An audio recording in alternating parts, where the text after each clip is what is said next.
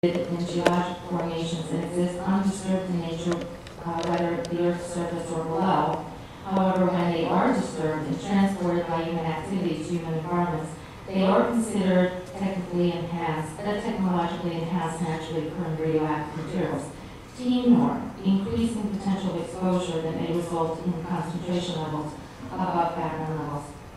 In a recent peer-reviewed study at University of Texas and University of North Texas Health Science Center, School of Public Health, and Department of Environmental and Occupational Health, soil and water obtained from reserve pits used in unconventional natural gas activities were analyzed for the presence of T-norm. Samples were analyzed for total gamma, alpha, and beta radiation and specific radionuclides.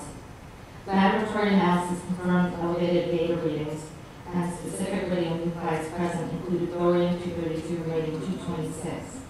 According to the authors, many of the radionuclides found in oil and gas waste and their constituents were not addressed by regulatory guidance documents, and negligible information is provided in determining potential of cumulative effects of simultaneous exposure to several radionuclides for potential human and animal health impacts.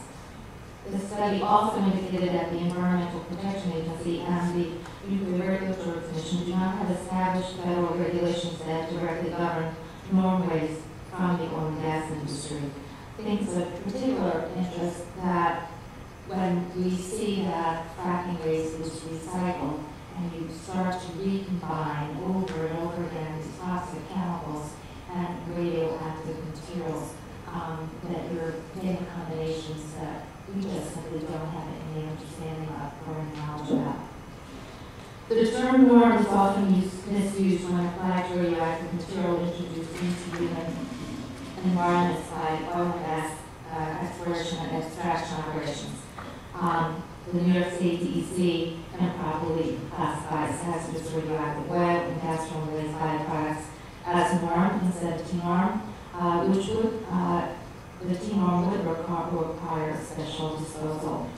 Synergistic catalysis is a relatively new field of chemical study and is concerned with the ability of synthetic chemicals to spontaneously form new chemical bonds when exposed to sunlight, water, air, and radionuclides, or other chemical catalysts. The potential health risks of resulting compounds are unknown and pose a public health threat as mixtures of fracking chemicals, interaction of chemicals with radioactive materials, and reaction of chemicals with other contaminants under heat and pressure cause unknown synergistic reactions. In a study by Dr. Michael Schultz at the University of Iowa, his colleagues tested the accuracy of the radium measurement technique used and recommended by the EPA for analyzing radioactivity in drinking water, since studies have shown that the drinking water method is unsuitable for solutions with high concentrations of ions characteristic of fracking waste. Several methods were used to assess the radium isotopes in the sample from the Marcellus shale, and one method, co-precipitation technique used by EPA, recovered less than 1% of radium-226, the most abundant radium isotope in the fracking waste sample. Another method, gamma ray spectroscopy, the gold standard for radium analysis, detected 91% of radium. According to researchers, the EPA method is ineffective for analyzing fracking waste.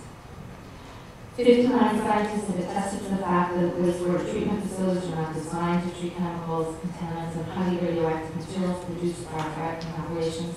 High bromide levels from fracking waste byproducts are highly corrosive to the equipment and react during water treatment to form brominated trihalomethanes linked to bladder, colon cancers, and are associated with birth defects. Once they do combine, they are difficult to eliminate from the drinking water supply. A Duke study examined water quality and isotopic compositions of discharge effluents in surface waters and stream sediments associated with a treatment facility site in western Pennsylvania, and found that elevated levels of chloride and bromide combined with strontium, radium, and hydrogen isotopic compositions reflect the composition of fracking waste from the Marcellus shale. Downstream from the treatment facility, concentrations of chloride and bromide were above background levels, and barium and radium were reduced cell shall produce water.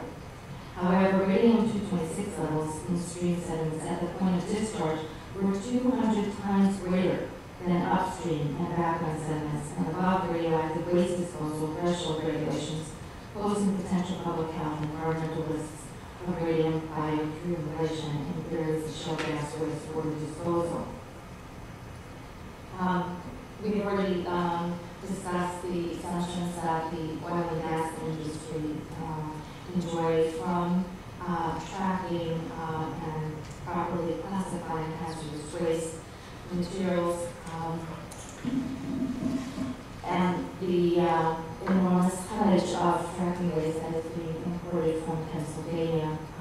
300,000 tons has been noted by the Pennsylvania Department of Environmental Protection. The leachate from those landfills is going to wastewater treatment plants that are ill-equipped to process the hazardous chemicals and radioactive materials in this waste. Vehicles transporting hazardous radioactive fracking waste byproducts increase the risk of human and animal exposure and contamination of water, air, soil, and farmland when accidents, leaks, and spills occur.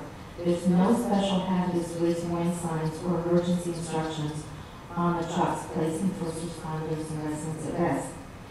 Increased risk of exposure is posed when hazardous waste products and their constituents are used for road spreading applications, maintenance, and construction, dust control, de-icing. Local governments may unwittingly be procuring processed fracking waste. Road application products may originate from processed fracking waste, underground storage of natural gas, or liquefied petroleum gas well storage operations, or fracking activities. Full disclosure of ingredients and origin of all road application products is imperative. Road spreading applications can also expose drivers and passengers, pedestrians, animals, and livestock to these pollutants as they contaminate residential areas, school properties, nearby surface waters, cropland. The radioactive particles may actually become airborne as trucks and passenger vehicles travel along these roads and can be tracked on shoes by pedestrians and tracked into homes. I'm going to just focus in about the agricultural impacts. The agriculture areas are most vulnerable to the immediate threat posed by fracking waste. Mounting evidence has shown livestock illness and death from acute toxicity poisoning from harmful exposures from external waste and reproductive problems in cows and higher rates of stillborn and deformed calves have also been reported. Presence of radioactive materials and other contaminants in farmland and food products can cause irreparable damage and serious financial impacts. Protection of the quality and safety of food production is imperative for the health and safety of residents and to ensure consumer confidence in food production in a region that could easily be undermined if oil and gas and waste byproducts are accepted for disposal or for any purpose. I just wanted to point out a comment because the economics around this was raised, and I do cite this in the document that you have. The New York State report on children's environmental health, and this is a Mount Sinai School of Medicine's report about children's unique vulnerability. They're exposed to toxic exposures due to their small size and their immature organs and developing bodies that have a hard time eliminating toxins. They can't map behaviors and so forth. And it outlines some of the staggering statistics on environmentally mediated disease in New York State. What I do want to point out of that is that this comes at a cost annually of $4 billion per year to New York State. And the emphasis simply must be placed on primary prevention, eliminating hazards before children and adults are exposed Disease and dysfunction triggered by toxins can be prevented, and it is imperative that strong measures be taken to prevent harmful exposures to hazardous radioactive materials and toxic chemicals in fracking waste. We strongly urge the proper classification of fracking waste as hazardous steam arm and the prohibition of the sale, procurement, acquisition, possession, storage, handling, treatment, processing, application, and disposal of all treated or untreated oil and gas drilling waste byproducts and their constituents for any purpose, including but not limited to the prohibition of the disposal of all treated or untreated oil and gas drilling waste byproducts and their constituents, and all wastewater treatment facilities, solid waste management facilities, the prohibition of their use as for any road burning applications, construction, the prohibition of handling, processing, treatment, or storage of all treated or untreated oil and gas drilling byproducts and their constituents. The prohibition should also include any liquid or solid waste or its constituents that generated as a result of oil and gas extraction, which may consist of water, lime, chemicals, norm, heavy metals, or other contaminants, leachate from solid waste associated with oil and gas extraction activities, any waste that is generated as a result of or in association with underground storage of natural gas or liquefied petroleum gas or storage operations, and any products or byproducts resulting from the treatment and processing or modification. We commend the work of the legislators on this issue, but request firmly that the most inclusive legislation be brought forth to protect the public health of the residents of New York State. This is an immediate public health crisis, and we appreciate your attention to this matter. Thank you. Thank you very much, Ms. Weininger, for your very compelling testimony, and I hope that you'll stay for a moment at the table, because next we'd like to hear from Nadia Steinzor, who is the Eastern Program Coordinator, Oil and Gas Accountability Project with Earthworks. Thanks very much for being here. Look forward to your testimony. Thank you very much for having me. Many thanks to the Senate Democratic Conference for holding this forum and for recognizing the seriousness of the issue, as well as, of course, the opportunity to speak today as a part of this forum. And particular thanks go to Senators Patrick, Gibson, Kruger, and Bella for sponsoring bills to address very real and current risks of oil and gas field waste. Founded in 1988, Earthworks is a nonprofit organization dedicated to protecting communities and the environment from the adverse impacts of mineral and energy development. We work to directly support impacted communities, document the impacts of oil and gas development nationwide, and to reform policies and regulation. And current areas of research and advocacy include health impacts of oil and gas development, as well as the enforcement and oversight aspects of regulatory agencies in various states. I'm a lifelong New Yorker and currently reside in Woodstock, and I do spend a lot of time in Pennsylvania, so I'll be speaking in part about what's going on in that state and how that's impacting New York. New York has rightly delayed shale gas production within its borders because of concerns for health and the environment, concerns that are increasingly legitimized by scientific research and realities on the ground facing communities nationwide. The handling and treatment of oil and gas field waste demands the same concern and caution, and as has been spoken of a lot today, it is contaminated with salts, chemicals, heavy metals, radioactive materials, and many other polluting substances. But there is one crucial difference between the debate over fracking for shale gas within our state and the safe handling and treatment of fracking waste. Fracking waste already exists in New York, and the risks are increasing as the Marcellus shale boom proceeds along our borders. As long as New York is part of what I've referred to as the fracking industrial complex and uses gas, transports it into our state, and distributes it far and wide, communities will feel the impacts. My colleague was going to spoke of the infrastructure development, which is another issue facing communities down in New York. Nothing exemplifies New York's involvement in this industry as much as waste products. The volume of solid and liquid waste being created through fracking operations is surging along the industry. In Pennsylvania alone, Marcellus shale drillers reported a 70% increase in wastewater generated just between 2010 and 2011, which is the latest year the figures are available, when the volume reached 613 million gallons in 1 year. 25 years ago, despite nationwide evidence of pollution from oil and gas drilling waste, the U.S. Environmental Protection Agency determined that oil and gas exploration and production waste would receive a categorical exemption from the Federal Resource Conservation and Recovery Act. At the time, which was obviously long before the advent of high-volume horizontal drilling, EPA stated clearly that some oil and gas waste would definitely be deemed hazardous were it not for that exemption.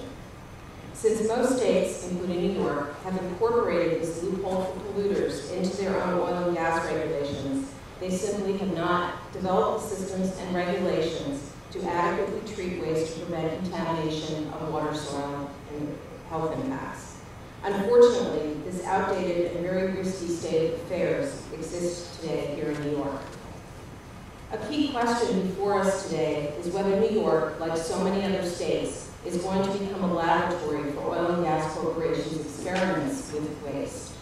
Drillers in many states are allowed to bury their waste in pits with only a thin liner between it and groundwater, creating products dubbed by residents and regulatory agencies alike as toxic burritos in the West and toxic tea bags here in the East. Pennsylvania and Texas are now pitching new products made from drill cuttings, such as road base and construction materials, and the permits are making their way through agencies to do that. How much longer will the industry be allowed to push waste problems onto the public, including New Yorkers, before it is required to find real solutions that don't harm health and the environment? And I commend you, as my colleagues have, for trying to get out ahead of this issue and prevent that from happening. According to the Pennsylvania Department of Environmental Protection, waste is currently shipped to 7 different states outside of Pennsylvania. 9 New York landfills and 6 waste management facilities are currently in the Pennsylvania database as accepting drill cuttings, wastewater, and used frac sand from Pennsylvania. No matter what drillers and regulatory agencies wish to believe about oil and gas field waste, and no matter how it's packaged and sold or exempted from laws, its toxic nature remains. At the same time, there are plenty of reasons why we should say no to more waste coming into New York. Last summer, a shipment of highly radioactive waste had to be trucked all the way from Pennsylvania to Idaho before it could be disposed of at a specialized facility. To its credit, I understand there were some facilities in New York that rejected it, as well as it is going around and around Pennsylvania looking for a home. Recent tests on water leaching from a West Virginia landfill showed spiking levels of radioactivity up to 40 times the state's clean drinking water standard. As others have mentioned, radiation detectors have triggered alarms at Pennsylvania landfills 400 times in 2008, and that was up to 1,300 times by 2012. The people analyzing the waste were on record as saying that 2/3 of such events are attributable to oil and gas field waste. A 2012 investigation by the Pennsylvania DEP found chloride, bromide, lithium, strontium, radium-226 and 228 downstream of a wastewater treatment plant in the Allegheny River, which is a drinking water supply for residents of Pittsburgh. The agency concluded in its report that the discharges were, in fact, quote, harmful to water uses and aquatic life. As Ellen has mentioned, the 2013 study by Duke University found high levels of radium salts, bromine, and metals in western Pennsylvania stream just below the treatment plant discharge. And the now famous 2011 USGS survey found medium radium levels in wastewater from oil and gas wells in New York and Pennsylvania at least 500 times the federal drinking water standards. In 2009, an analysis of flowback in West Virginia and Pennsylvania detected barium and known carcinogens such as benzene, toluene, and xylene far above the thresholds considered to be safe under the law. And just to remind us all that in 2011, in commenting on New York's draft shale gas drilling plan, EPA Region 2 said that the Department of Environmental Conservation was understating radioactivity of drill cuttings, and it was unclear which agency was even responsible for ensuring proper controls at landfills of septic material.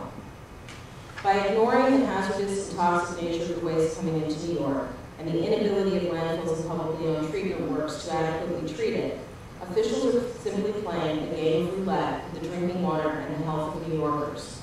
Many New York counties and municipalities know this, and as been stated earlier, have decided not to gamble. Instead, they have passed measures to prohibit the acceptance of hydraulic fracturing waste of Pt.5s and the spreading of fracking ground on roads. It is high time for the New York State Legislature to follow suit. Earthworks and its partners strongly encourage the passage of bills that have been introduced to both the Senate and the Assembly to close the hazardous waste loophole on the state level, prohibit Pt.5s in landfills with septic gas and oil field waste, and prohibiting such waste from being spread on our roads. I appreciate your time and attention to these critical concerns, and once again, thank you so much for trying to get out ahead of this issue and stop it before it becomes worse. Thank you. Thank you so much for your testimony. And before we dismiss this panel, if there are some questions, I do have a question for Ms. Weininger, and it has to do with the area of treating waste as norm versus the T-norm. And is it my understanding, I think I heard you say this in a prior speaker as well, that irrespective of what amount of radioactivity there may be in a waste product, if it's classified as norm, is it just completely unregulated then? Yes, that's true. It's handled as if it wasn't removed from the shell from below the surface, as opposed to it being moved around in the human environment and transported, and perhaps, as I mentioned earlier, particularly when it's recycled or combined or going into even an impoundment, we're getting different combinations, even if it's not necessarily recycled before it's actually removed from that impoundment pond, when it's stored in a containment tank. The same idea that we're putting different waste from different locations in quantities that are undetermined. And it sounds like, to follow that it doesn't then become processed and concentrated, which apparently would create some level of scrutiny by using it to de-ice roads, spreading in road applications. It still is not regulated, irrespective of the amount of radioactivity. And I mention that because in your testimony you talked about mounting evidence revealing livestock illness and death from acute toxicity poisoning from harmful exposure to oil and gas waste byproducts. And it does seem like most of the counties that a prior speaker had enumerated were in the most rural parts of the state, and most of the rural roads then are where our farmlands are. And is it your belief that practice of applying waste to the roadways is contributing to this mounting evidence you're talking about as potentially exposing our food supplies to health risks? Is that your contention? It's certainly posing a great risk to farmland and to livestock, and putting them in harm's way. These are areas that are using this radioactive material for road spreading purposes. And in some cases, I know we have actually spoken with a public official in a particular town that thinks that they're not using fracking waste, that he's purchasing material that is just simply, actually homespun. He said we add water and create a slurry. Well, what is that product? It's a salt. But where does that salt come from? He didn't know the answer.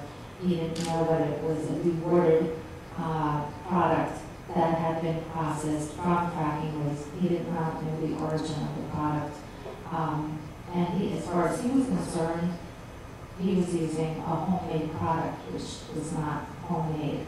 So that's in the best case scenario where there are public officials who think they're not even using it. Their assumption may be that if it's not rolling in on a big truck, if someone's coming off the truck and offering it, that they're not getting that they're buying some innocent product. I think the problem is probably exacerbated this winter being so long as shortages and solved. Great pressure on communities to find alternatives, and I wonder if that may play in. Just a final question from me. In your view, if norm waste product were reclassified as T-norm, does that solve that problem in terms of the appropriate regulatory climate? Whether that's enforcement is a different issue, but if it was classified as T-norm, is it then regulated sufficiently so that we wouldn't be used on roads? We don't have any regulation around that. As far as the information that we have, the EPA and the NRC do not regulate this waste in the oil and gas industry and provide no guidance on it. So I think the problem is that in New York State, it's misclassified, and if it was properly classified, there may be some framework that exists that would then require some special handling, not because it's coming from the oil and gas industry, simply that it's categorized as T-norm, but it's not. So there's a lot of information that guidance that we simply don't even have on this kind of waste, and the lack of knowledge is as egregious as the knowledge we have. Let me just pick up on that for a moment in terms of regulatory loopholes. The quickest and best way to fix this issue would be for federal EPA to any sanction under RCRA, and they do have the power to do that through executive processes and as an agency. And it's one of 7 exemptions to major federal laws that the industry enjoys. But they do have it in their power to do that. Short of that, states can close their own hazardous waste loopholes, which obviously there's an interest in New York to do it. And the question is often raised, would this absolutely fix the problem, or would it shut down the industry, how it would work? And as I'm sure you're aware, it would simply require that those wastes are subjected to the same testing for the 4 major qualities of hazardous waste, which is toxicity, corrosivity, reactivity, and ignitability.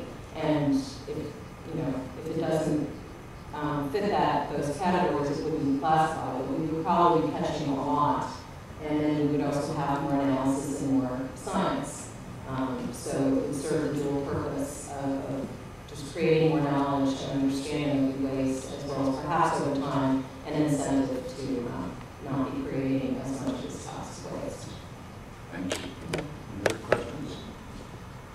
Senator Ladler? I don't have a question, but I do just want to comment, thank both speakers for providing a very substantive testimony. The thing that I was most impressed by is that you focused on science, not political science.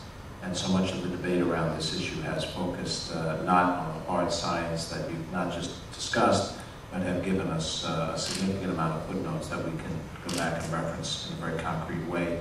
I think you made a very strong case for the hazardous waste designation.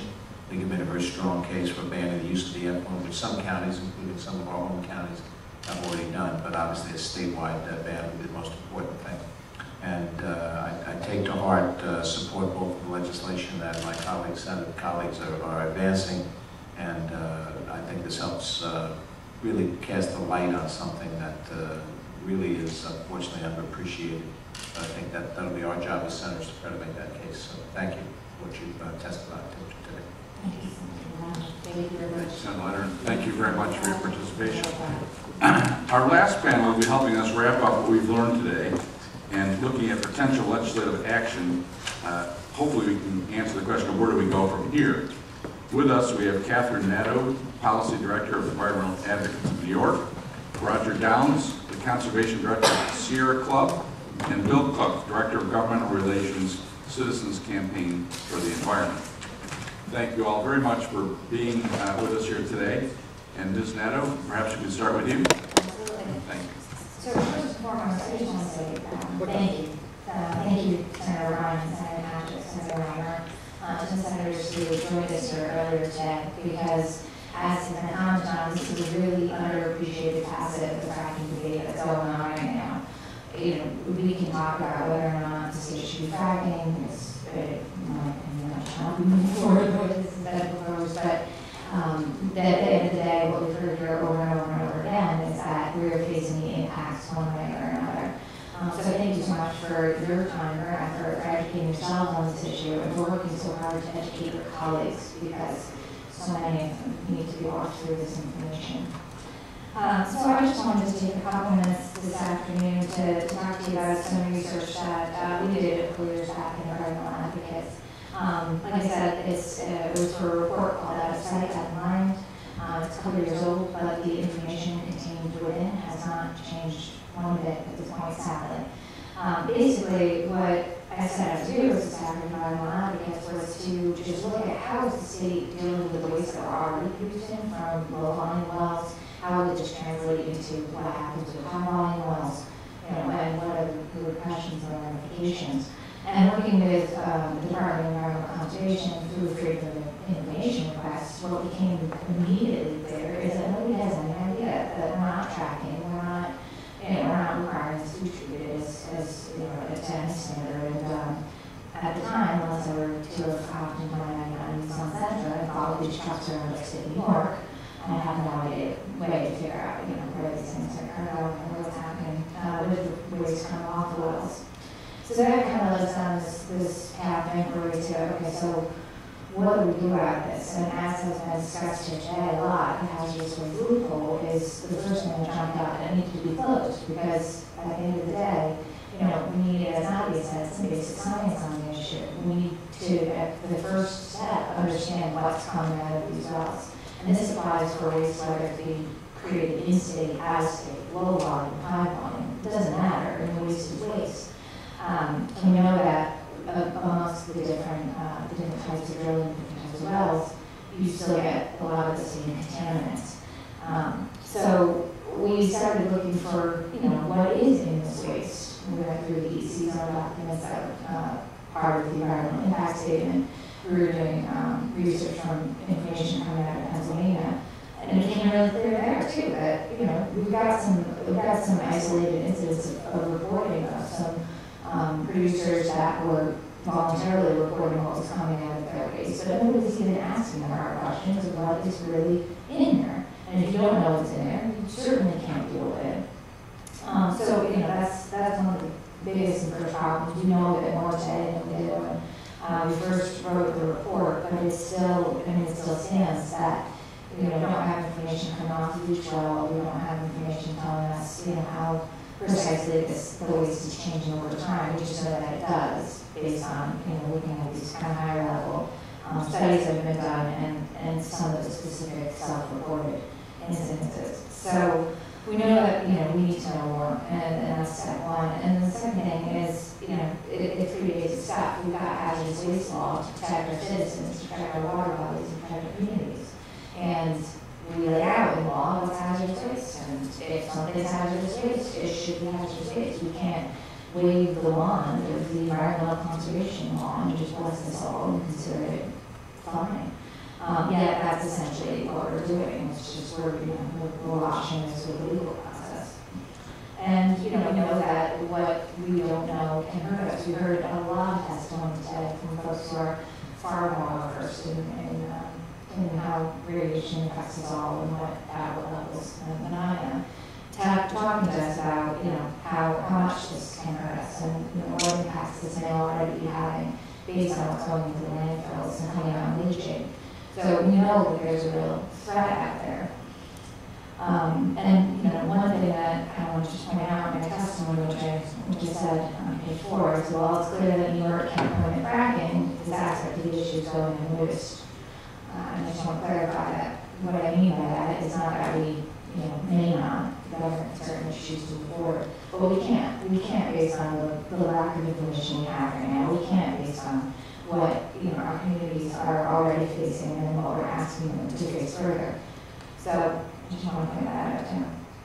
So based on all this, you know, we came to the conclusion really quickly that the hazardous waste loophole bill is a good bill to support, and thankfully, you all agree. You all co-sponsor the bill, so thank you. The other thing is, the bill has 34 co-sponsors at this point. Senator Golding was the most recent to come on. It's got support from both conferences and from the Independent Democratic Conference. So the fact that this is not being heard on the floor is an outrage. Earlier this session, I reached out to colleague organizations in other, who work on other issues, not just environmental stuff, trying to ask them, hey, do you guys have any bills that have more than, a majority of sponsors that, and thinking that, maybe this would be a cool way to get people together and talk about what's going on in the dysfunction at the top of the Senate. And, no. The answer I got back from everybody was, I wish we were in that position.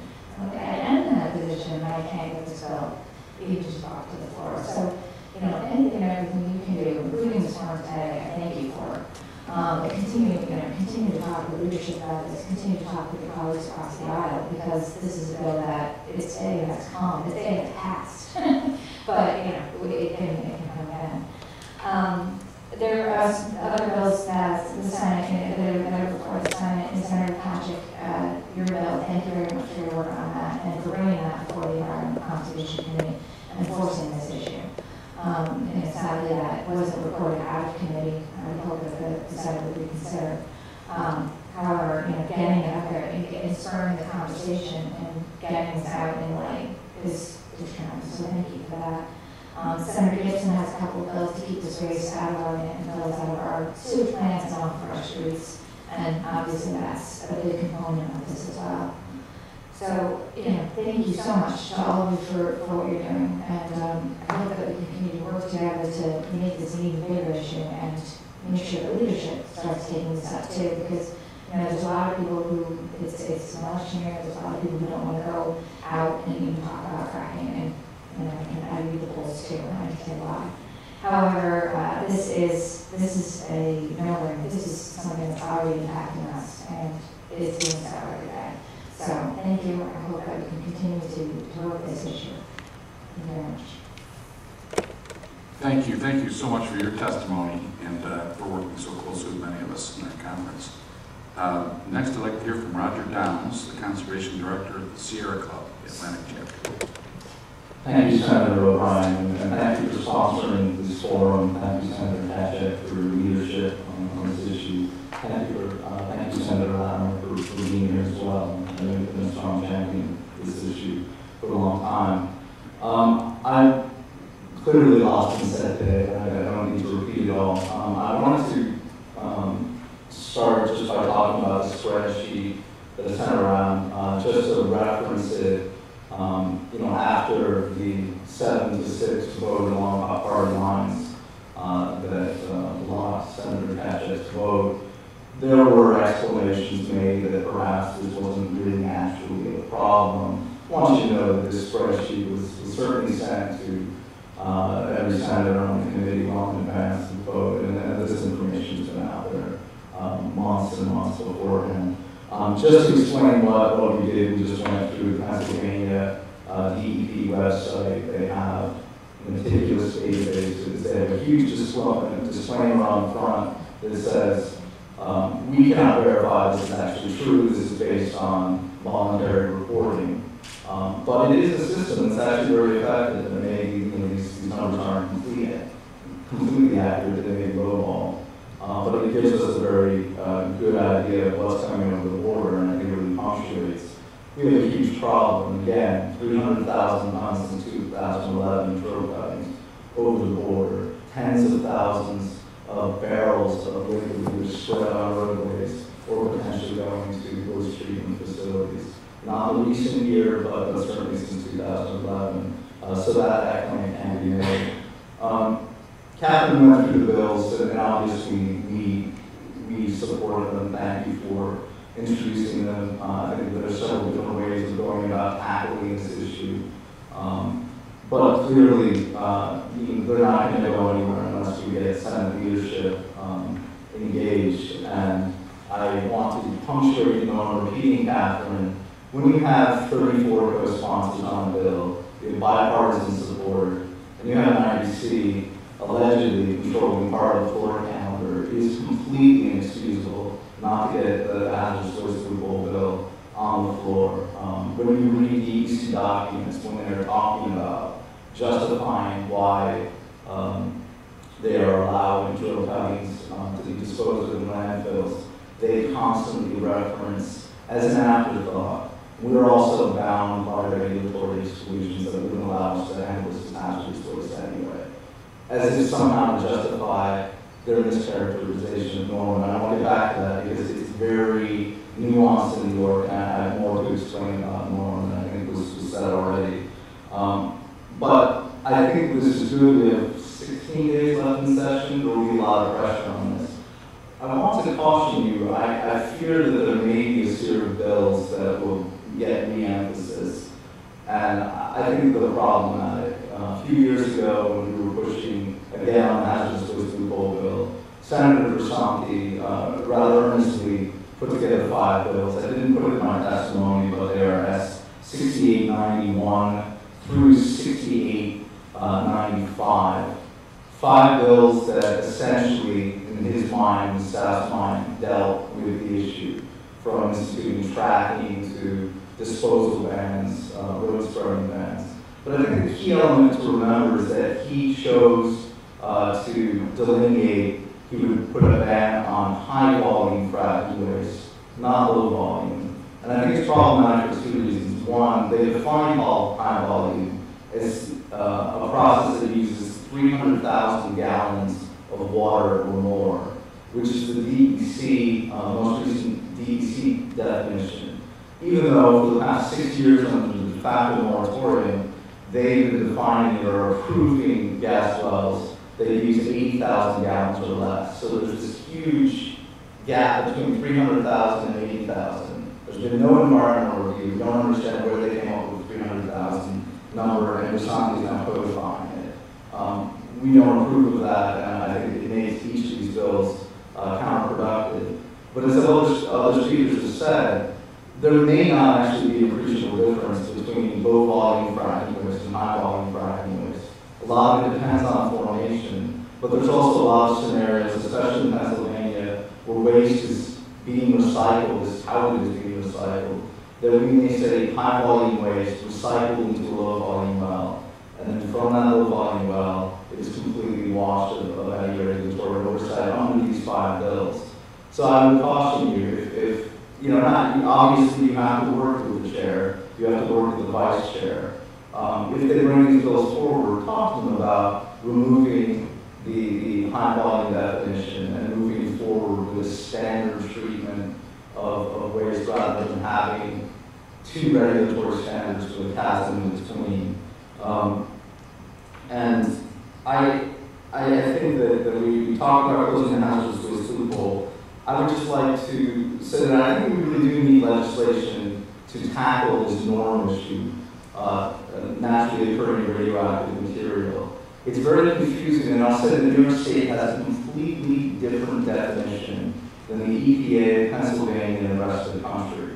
And so I want to make this very clear because it is unclear, and I have to admit my testimony didn't make it much clearer, but I will lay it out right now. DEC, at least through the recent permitting decisions on Highland Landfill and Chemung Landfill, have been calling norm, defining it as naturally occurring radioactive material that is both processed and condensed.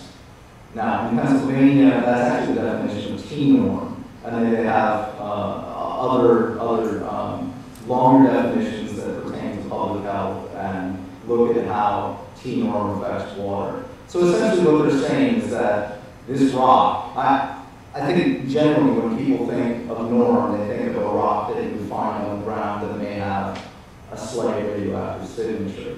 It is unreasonable to suggest that a rock that was once 6